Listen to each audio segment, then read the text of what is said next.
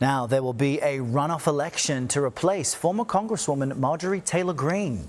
You see, none of the candidates cleared the 50% threshold in yesterday's special election for Georgia's 14th Congressional District. But the majority of voters cast their ballots for these two gentlemen here, Trump-endorsed Republican Clay Fuller and Democrat Shawn Harris. They'll face off early next month.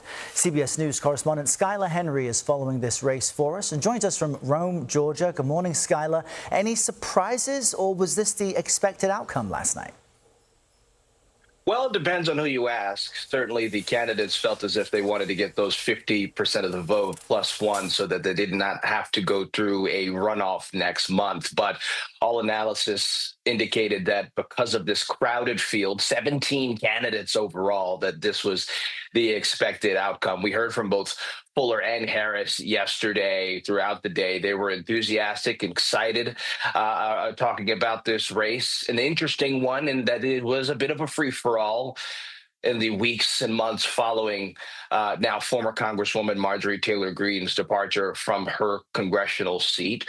President Trump was in Rome, Georgia a few weeks ago talking about affordability, but also throwing his support behind who you see right there, Clay Fuller, who champions himself as a MAGA warrior, who also says that he wants to move forward with the president's America First agenda. We spoke with voters out there as well, who say that they want to get down to the issues. They are concerned about the economy. They are concerned about gas prices, grocery prices, and the rest. But they also say that they are looking for someone that will represent them up on Capitol Hill. Now, both of these candidates say that they are still enthusiastic. Obviously, still a lot of work to do as they get ready to head into this runoff. Take a listen to what they had to say last night. And I think what you're going to see here real soon is people going to say, what I'm going to put beside this time party. I'm going to vote for what's best for my kids and grandkids. And that's why I have nothing but confidence tonight, and I have confidence tomorrow and the day after that more and more Democrats and Republicans and independents are going to come my way. We've got another race to win, and we're going to win it. We're going to go to Capitol Hill, and we're going to fight for you each and every day. So thank you so much. And tonight, we celebrate. Now, something else to keep in mind here, Errol, is that this will also be a test of voter endurance, because not only will they have to go to the polls next month to vote in this race, but then the candidates who are running in this special election will have to do it all over again in May to get ready for the traditional primary, of course, with those votes set for November later on this year. All right, very interesting stuff. Skyler Henry there on the ground with that up-to-date reporting. Skyler, thanks. CBS News Chief Washington Analyst Robert Costa joins us now in studio to speak about this and what it means for the President's Party and the rest of the country. Bob, good morning. Great to have you here. Great to be with you.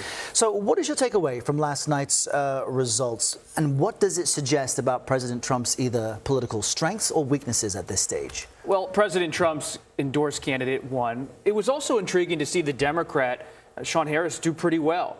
And it's going to be tough for him to win a Republican district in the runoff election. At the same time, you see Democrats trying to do better in Georgia. Senator John Ossoff, who won in 2021, he's in a pretty strong position in a red state as a Democrat this re-election cycle. And so you're going to see Democrats try to make some inroads in Georgia. But at the end of the day, red seat, red-leaning state, and President Trump's name still matters. And we don't want to read too much into the national implications of a special election. But one thing that's true in this district is that, as reporters were telling us yesterday, not a lot of people there knew about it. The voter turnout wasn't that significant. Is there anything that you did see from Republicans in this district that gives you a hint at the mood in a conservative district ahead of the midterms? Well, President Trump, being in his second term, he still has a lot of power in the GOP. But we saw a crowded primary in a red state. And so there are voices in the GOP who say, we love President Trump, but we want to take a different approach. His endorsement alone doesn't keep people out of the race. People still want to have their version of Trumpism as something they want to have on the table as an option for voters. The President's Party, as you said at the top, there are some historical trends in which suggest any president during a midterm election, their party will likely lose seats in the House, just the ebb and flow of politics. President Trump likely is aware of this. He's mentioned what Republicans need to do to protect the majority. But from your conversations with him and his inner circle recently, Does he seem concerned at all that Republicans could lose that? There's a natural concern. I mean, if you are a Los Angeles Lakers fan, for example, and you hear LeBron James is not going to be playing that night, do you still go to the game? He's the big star of the team.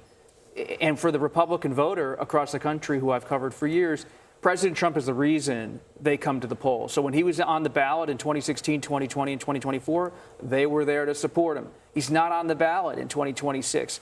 So there's a different kind of motivating effort that needs to be done for Republicans. How do they get that voter who really wants to come out for President Trump, but when he's not on the ballot, how do they still make it compelling enough for that voter to still say, I have that energy, I have that enthusiasm? We'll keep a close eye on that. You go to a lot of Lakers games, Bob? I haven't been to a Lakers game in a long time, but President Trump is that level of a star, of course, for the GOP, and it's about attracting the crowd, whether it's in politics or sports. And that's a very important point our viewers should remember. Bob, always great to have you here and chat with you. Thanks very much.